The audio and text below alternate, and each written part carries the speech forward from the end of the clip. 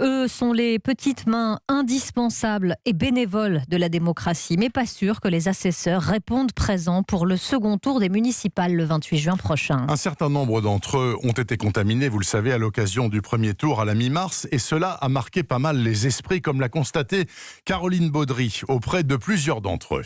Cette journée était tellement traumatisante au premier tour que pour être assesseur, c'est non. La réponse de Charlotte quand on lui demande de retourner dans un bureau de vote parisien.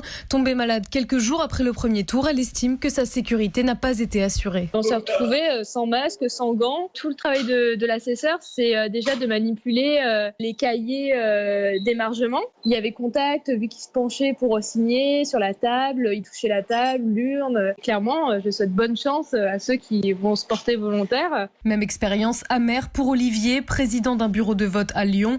Malgré son hospitalisation pour Covid, il assurera, lui, de nouveau le poste le 28 juin.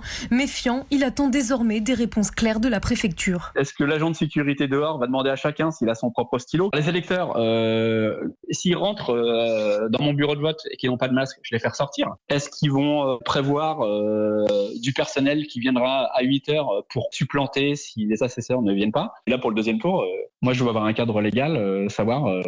Inquiet, il outrepasse déjà ce rôle bénévole en passant des coups de fil à ses amis pour les convaincre d'être assesseurs et en achetant des boîtes de masques sur ses propres deniers. Un second tour qui suscite aussi des questions pour les électeurs et pour tenter de rassurer le ministre de l'Intérieur Christophe Castaner dit ce matin dans Le Parisien aujourd'hui en France vouloir favoriser le recours à la procuration. Il assure aussi que chaque électeur qui n'aura pas de masque s'en verra proposer un dans son bureau de vote. Europe 1, il est 6h06.